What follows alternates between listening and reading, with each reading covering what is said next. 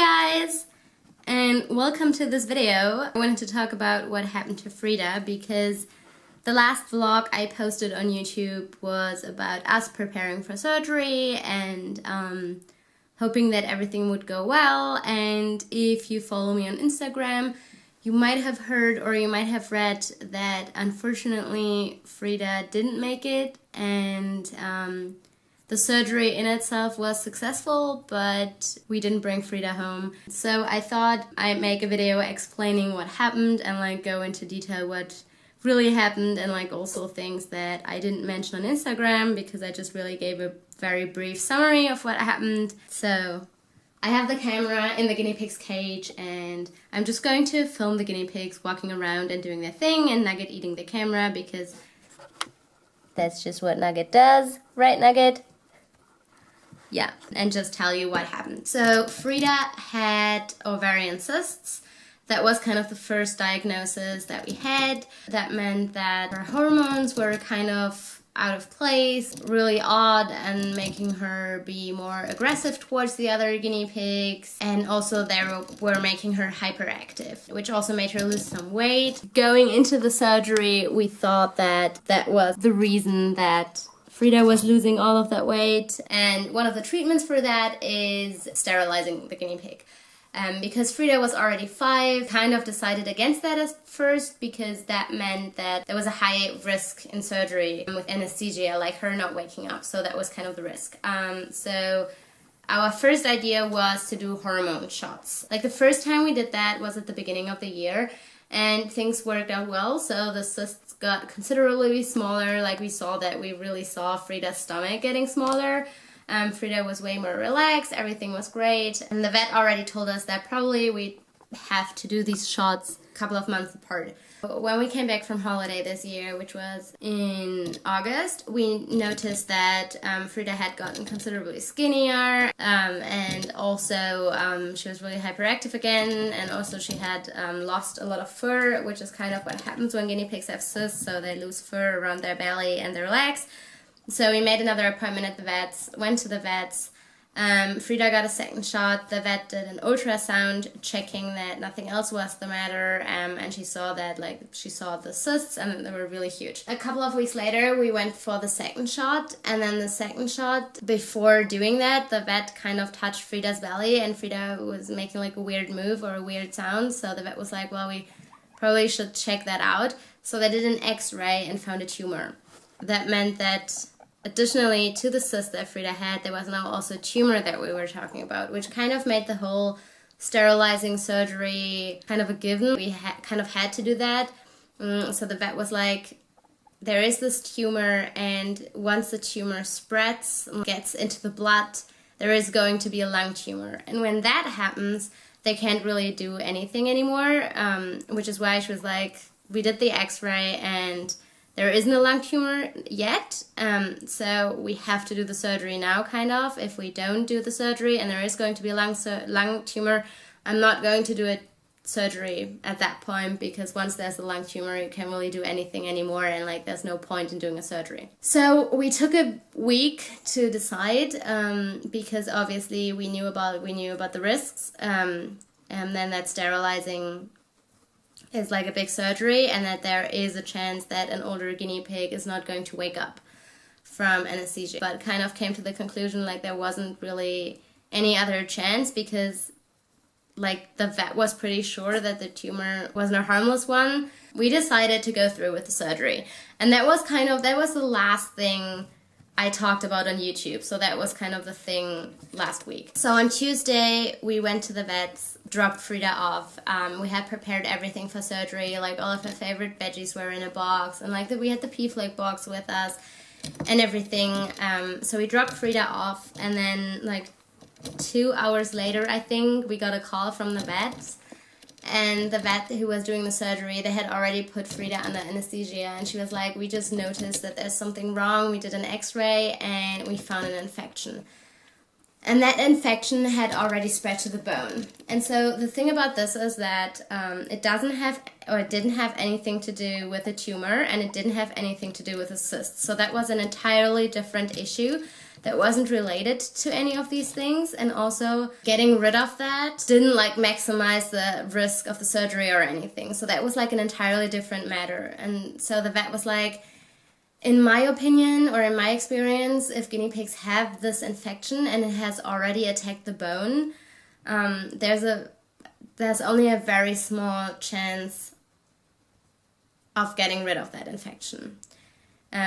So we had to make the decision whether we wanted to go through with the surgery, and we had like 5 minutes to make that decision because Frieda was already under anesthesia, and the vet was like, I either have to wake her up or do the surgery. What was kind of speaking against the surgery, the reason why the vet called us, was that in her experience, there was only a 20% chance for Frieda with this infection. Not during the surgery, so like this infection didn't have anything to do with the chance of Frieda waking up or like the risks of Frieda not dealing well with anesthesia. So this didn't have anything to do with that, but she was like, in her experience, this usually doesn't heal, and then the guinea pig is going to be in a lot of pain, and probably in around 5 or 6 months from now, we'd probably have to make a difficult decision, and like if Frieda's in too much pain, we have to decide to let her go. There was the question whether we really wanted to go through with surgery, because obviously it's a lot of money, and the chance of survival after the surgery because of an entirely different matter isn't that great. There's the question of whether you want to go through with surgery. So that was kind of the reason why the vet called us. So we had 5 minutes to decide, and like she was like, well, because we were like, okay, at what point can we tell whether the infection is going to heal? And she was like, in about 6 months. And I was like, well, and what about the lung tumor? At which point do you think the tumor is definitely going to spread? And she was like, in around 6 months. So if you want to do the surgery, if you want to get rid of the tumor, we have to do that now. So we're like, okay, well, the only chance that Frieda basically has is doing this surgery. Either in 6 months the tumor is going to have spread, or in about 6 months, it's like there's this infection thing going. So like so for us, like the only chance was doing the surgery and then hoping for the best, and like hoping for these 20% when it comes to the infection. So we decided to go through with the surgery, and then a couple of hours later, the vet called and said, well, everything, like the surgery itself was successful. Frieda's already waking up, like she's lifting her head. We thought, okay, well, everything went well with anesthesia. And then she said that the tumor was way bigger than they had thought, and like way bigger than they had first seen on the x-ray like a week ago. So yeah, so it had grown considerably during this week, and she was like, well, it was attached to the stomach, and we had to cut out parts of the stomach, like a small part, and she was like, usually this isn't a problem because, like, they have a large stomach, and it should be fine cutting out some parts of the stomach. We already knew that there was another thing, so that was the third thing. So we had the cysts, we had the tumor, and we had the infection, and, like, the tumor thing, none of these are related to one another, and, like, the tumor thing just turned out to be way bigger and much more major than we had originally thought. We made an appointment for picking up Frieda in the afternoon. My expectations at that point were that we were going to take Frieda home with us and that the surgery itself was successful, but from like what I've heard, I already expected that there probably was going to be a long talk with the vet about like the next couple of months. A bigger tumor and cutting out parts of his stomach just really doesn't sound that great. So we came to the vet, we waited half an hour in the waiting room, and I think at that point everything was alright. And one of the assistants came in and was like, can you please follow me and go with me to one of the rooms in the back that we hadn't been in before? And we followed her, didn't really think much of it. Now in hindsight it makes sense where they kind of got us to go away from the waiting room, and like they didn't put us in the usual room that we're usually in. So when we came in the room, the vet was doing CPR on Frieda, and Frieda was just lying there. And so the vet was doing CPR for a really long time, but Frieda passed away. The vet said that there's a higher risk, like obviously it's a good sign if a guinea pig wakes up from anesthesia, but like there's a 48-hour period in which things still can go wrong. And she said that she just had put Frieda in because they put her in a different box at the vet, so like their box where they like syringe feed her after surgery and everything, and she had just put Frieda back in our box like 10 minutes earlier, and then she just like 5 minutes later she went to check on her.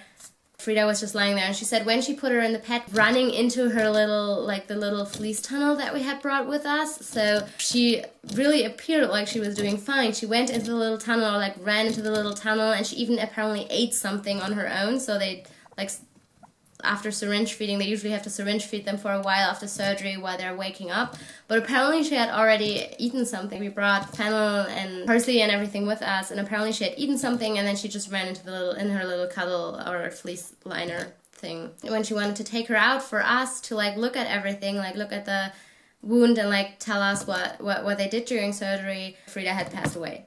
And she was still doing CPR because it was so recent, and she was trying to get her to take a breath again, but like after like, I don't know, we were there for a while. After like 2 or 3 minutes it kind of became apparent that Frieda was not going to wake up.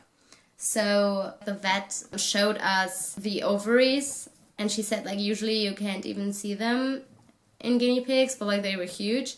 And then she showed us the tumor, which was really the size of a golf ball. Like, I'm not kidding. It was huge. And in hindsight, I'm honestly wondering, because we tried to fatten Frieda up before surgery, I'm honestly wondering how much of the weight that we saw on the scale was Frieda and how much was actually the tumor, because it was unbelievable huge. The vet said we can't really say what exactly the cause of death is or was.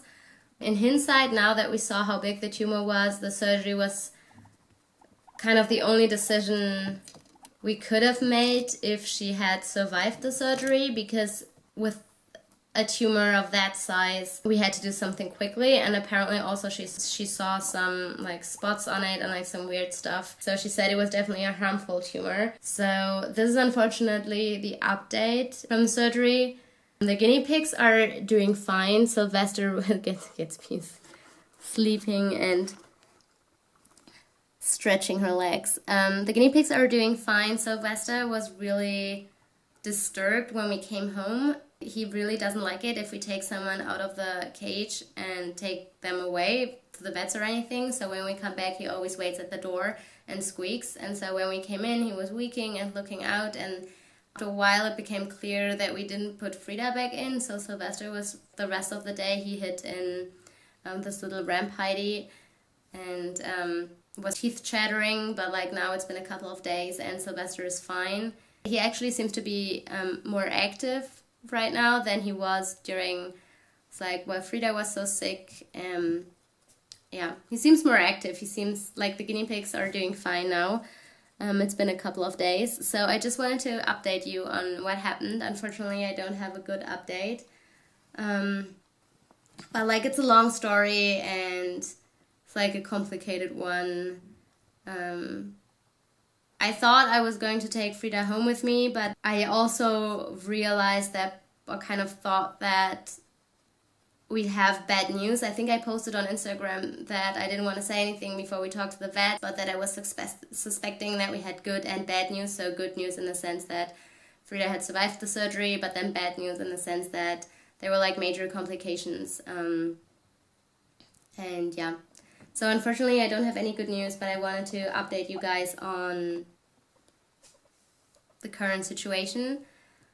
And like, I don't want to say I hope you enjoyed this video because it just feels weird in this situation. So I hope you enjoyed seeing the piggies, and I hope you enjoyed seeing Gatsby in her natural state of falling asleep and stretching her legs. And I'll see you guys next time.